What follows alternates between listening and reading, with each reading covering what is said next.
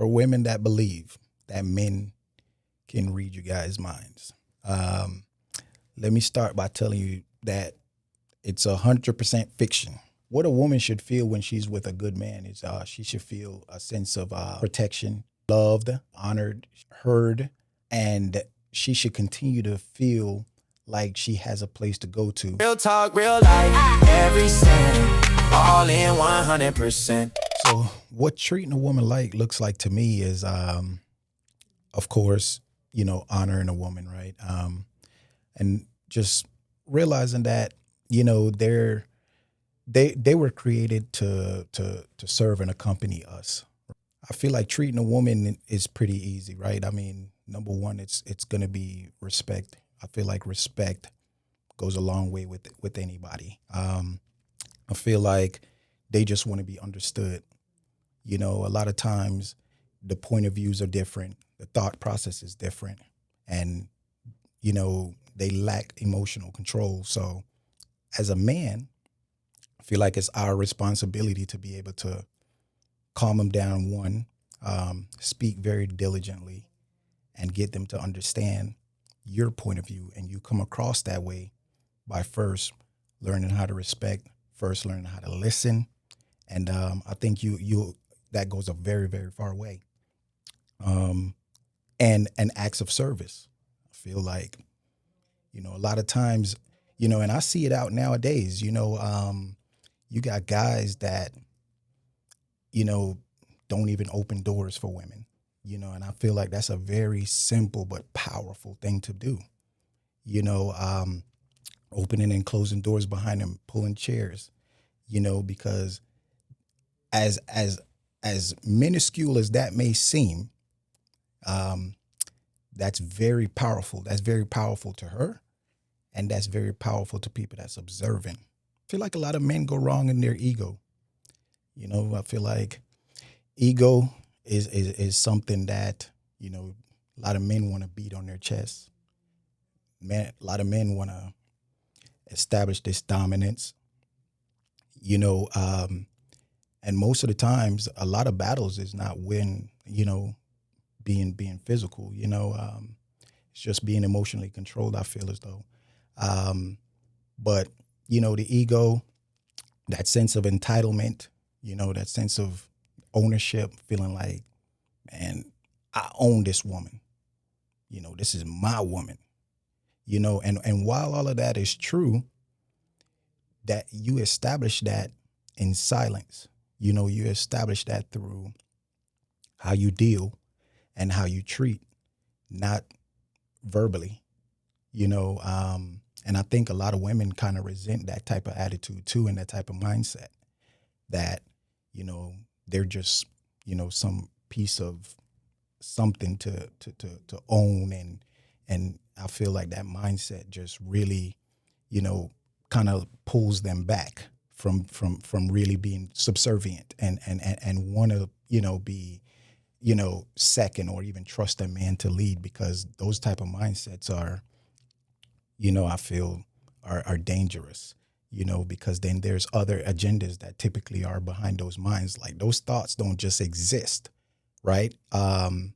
There's typically they're followed by, other, maybe egregious thoughts. So you just got to be very careful, and see signs and know patterns, that way, you can find a good man. I feel like their ego and, and leadership, they confuse the two just because they lacked an example. They lacked an example of a male figure or a father figure. And a lot of times I feel like, households and people minds get convoluted to where, when you think of a household, you think of, when you think of leadership, that's just not always, a father. Because of course things happen, some people lose their fathers at very young ages, and, maybe now a uncle or a grandfather. These are the examples, an older brother.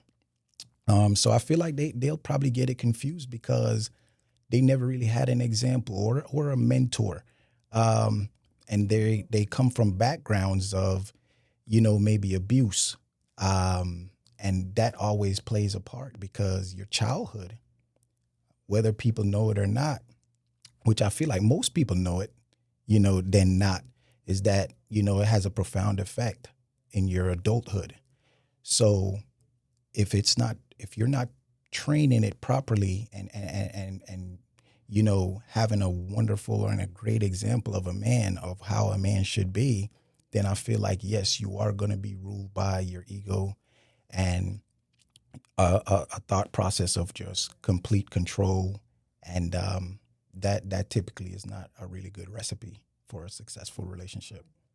In a relationship, who would want to take more control is probably the woman. I feel like the woman would want to take more control because number one, the way the higher percentage, I would say there's a higher percentage of women that are raised with certain qualities and necessities and know-how of how it is to run a dynamic, whether it's you know financially, they're typically more savvy, um, they're typically more organized, and you just kind of like have the man with that. That's basically the muscle.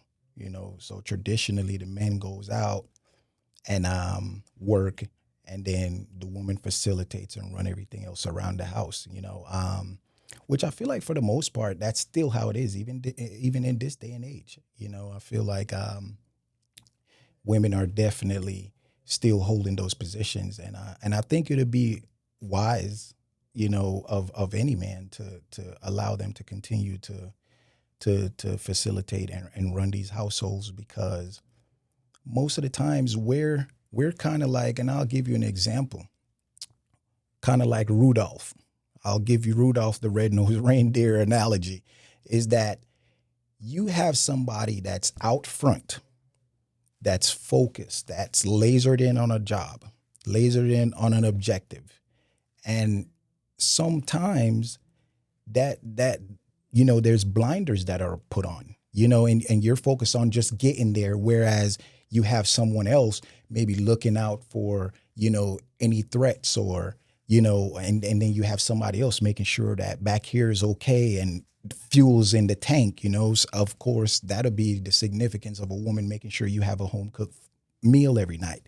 You're leaving out with breakfast, making sure this is packed, and maybe your schedule is organized and things of that nature. That way you can go and live in that, in that brute force and that focus and take charge, mentality. Communication is big in in anything. I would feel like it's the number one. If you had to create a list of respectful things, like communication would be number one on that list. Um, hey, how are you doing? Just checking on you. Have you eaten? Do you need anything? I feel like those go a very long way. Number one is showing consistency, is showing that you're thinking of the other person. Um, and, of course, it's a very simple act of service, is communication. I feel like respect is consideration. How something may affect somebody, how something may benefit somebody. How can it make your life easier?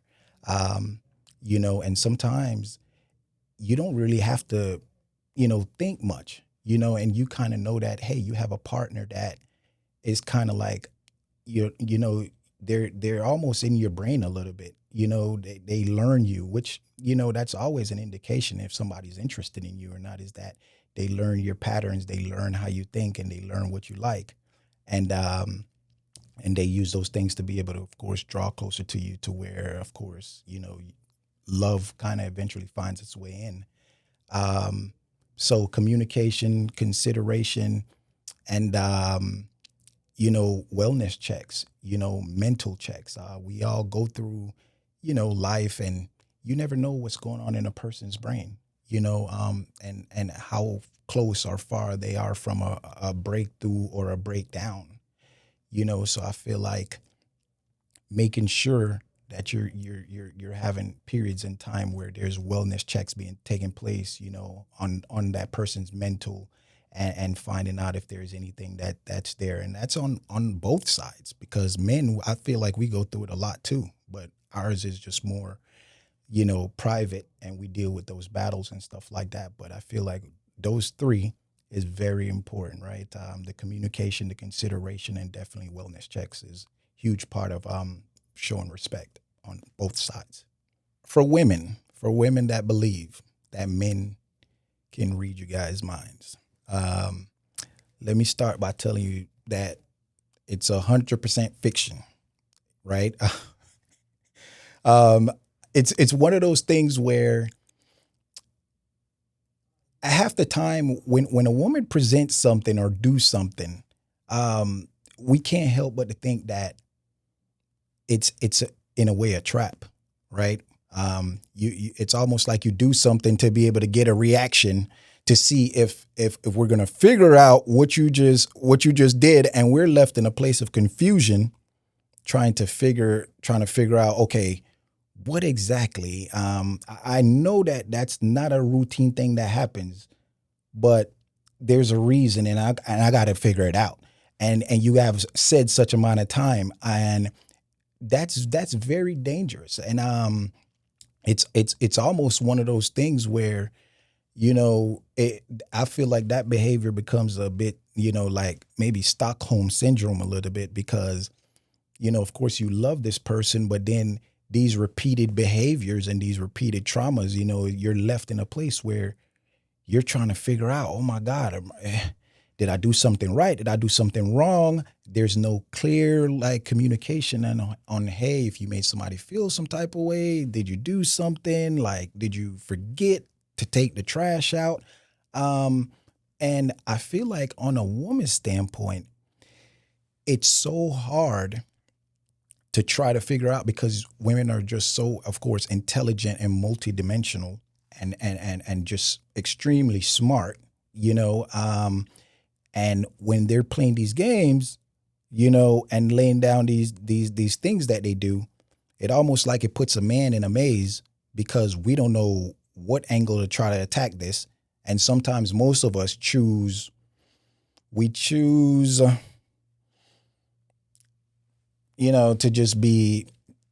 just not do anything. We just choose to not do anything, and just stay silent, because sometimes we've learned that, happy wife, happy life. And sometimes silence is the best answer. But you can still get yelled at for being silent. So, but yeah, man, it's very traumatic, to us, even though it's not physical. I feel like, that mental struggle is always going to be way worse than the physical. So I think clear communication, on what's going on, and what needs to be addressed, I feel like is also a good recipe for success. I feel like very, very, very good recipe for success. What I would say to men out here that, struggle with, your woman, you know, not being clear on their communication or things that they need, or, anything that's going on in that nature, is that one, I feel like you have to continue to establish that position of, um, a position. You got to continue to establish that position of that leader, right? And you can't show any type of chink in your armor, for lack of a better word, right? Is that you got to continue to be strong. You got to continue to be robust. I think if a woman ever sees and feels like there's any weakness there, that can be exploited. That's very dangerous in their minds, because all of a sudden they look at you as a punching bag, something that they can throw things at, and you're always going to continue to stay firm. You're always gonna fight through it, and that's what, in the weirdest way, that they want in a man. They want, it's like sometimes you'll see some woman just as beautiful as be. But then when you see the man that they're with, you kind of scratch your head because you're like, how did that take place? Like, how did that, you know? But there's a reason there, whether you know it or not, you know? And that's what I'm saying. Qualities, right? Qualities of just being able to withstand, qualities of being able to persevere. So these are things that I think is a very important in a man's arsenal when it comes to dealing with a woman is that you gotta stay strong. You gotta be able to be direct. Of course, you gotta lead with logic, right? But you also have to be able to take a step back and understand and deal with the emotional side, right? I mean, I feel like we have multiple women that we deal with in our mothers, in our daughters, in our aunts. And if you have the ability to be able to be emotionally available and come down off of whatever pedestal that you're on to be able to communicate with your mother, be able to communicate with your daughter if she's suffering or dealing with anything. Because we all know, you know, I have an 11-year-old daughter, and it's a lot that I'm learning now and dealing with that situation. But I also realize, which is why I feel like I can speak to this, is because I also have my mother that I take care of. I have my grandmother that I take care of. I have my daughter that I deal with. So between all these different age groups and different type of things that take place that I have to address, and sometimes I can't rule with just logic. Sometimes I rule with just listening. Sometimes I rule with just the availability standpoint of it. Like those are ruling standpoints too. It's not always having something to say, you know. And sometimes it's just holding a hand. Sometimes it's hugging. Sometimes it's you know, watching a movie or going for a walk. That's something that also that I would say that a man should keep in his arsenal when thinking of dealing with a woman. You know, and then and I wouldn't say this is the last thing, right? But it's very important. You got to be able to sit and you got to be able to identify really quick if this is trauma on their behalf, or this is what's the other thing I can say? You got to be able to identify if this is trauma or if this is like some type of desperation move or act for attention. Because then sometimes when that happens, then that's something that you can't help regardless, right? You can't help. You can help trauma, even though trauma is worse.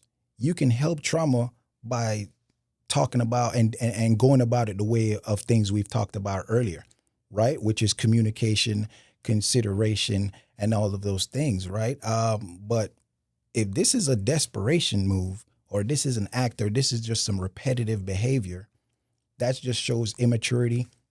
That shows that, you know, just, and sometimes you can't help that, right? And as adults, you know, you're kind of expecting a lot of people to already have their basics together, you know? And when you say basics, you mean like, okay, you got to be able to be so self-sufficient. You got to be able to at least handle, you know, your own. You got to be able to have your own home or have your own car, like just basics, right? I'm not looking to meet somebody and then buy you a car. I'm not looking to meet you and then rent or buy you a house. You know, like those are simple basics that if you're dating and you're looking for someone, I feel like those basics have to be under control. So, but those are the things that I would say that you know are things that men need to pay a little bit more attention to and focus a little bit more on when you're dealing with a woman like that. A man definitely possess the ability to be masculine and emotionally available at the same time. And I feel like it's just something we do. And here's why I feel like most men possess this ability. The way we're raised, one, right? Anytime you have, and we're going to just go for the sake of, you know, having a father in the household, a lot of pressure is put on you at a very young age. You know what it's like to have expectations set on you, and what it is, what timelines is, what being punctual is, what being a protector looks like, because you see an example of a father that you have in the household, for how many years? Most of us 18 years, some of us, longer than that. And you've seen how your father has dealt with your sister, how he's treated your mother. Um, so you kind of see him, and then he's your superhero. You kind of seen him jumped in many different, capes, and even dealing with you and himself, like as a son. So I feel like, from a very young age, we're groomed to be able to, of course, be masculine, but at the same time, you'll see a man, be consistent in taking the trash out, being consistent in maybe the lawn care, being consistent in maybe, another act of service, maybe, paying for mom to have a spa day, or, or when mom completely loses it, you know, takes mom out on a date, buy flowers, and sit, and so these are all things that are not really necessarily deemed, masculine, that men kind of, take a step and accept responsibility for, even though, because if we're going back to the original logic that we're saying, okay, the man goes out, and get the bread and bring it back home, then you can only believe, or be left to believe, that everything at home is not his responsibility, right? Whether, so, and I think a lot of women too, like, I think some of these logics of, a woman doesn't do this and a woman doesn't do that. I think a lot of that needs to be thrown in the trash, especially if you're thinking from a standpoint of, you know, I'm 100% in and you're 100% in. Let's just throw 50-50 away for a second. I'm 100% in, you're 100% in.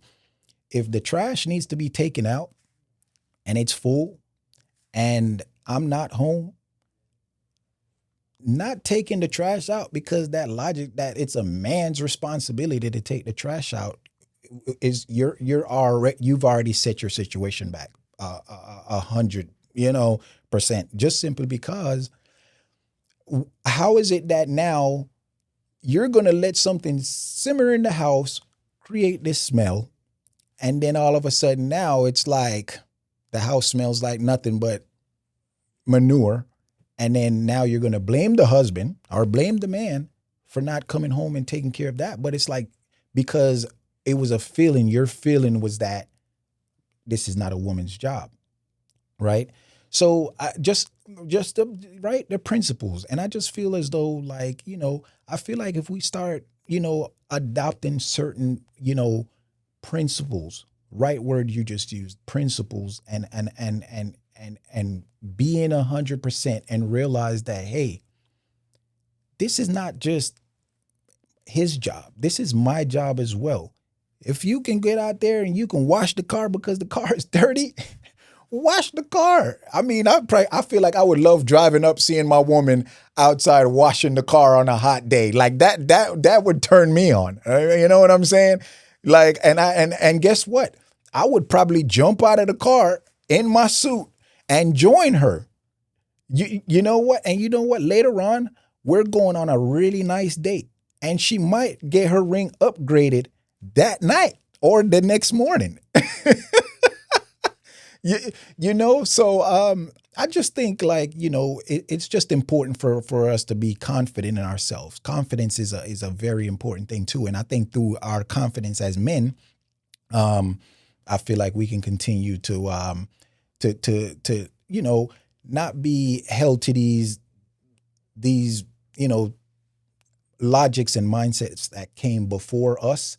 And being able to dissect and look at something and be like, you know what, I'm gonna throw that one out because that one doesn't make sense. Maybe it made sense 50 years ago, but like, we have to continue to, build and build ourselves, and of course put things in and throw things out that doesn't make any sense. I've seen men, wear certain things and dress certain type of way and maybe put on maybe clown outfits and we do all these things that I mean, in no life we're putting on a Barney suit and we're painting our face and our cheeks pink to look like a character or of any sort of that. But you know what? We do it because guess what?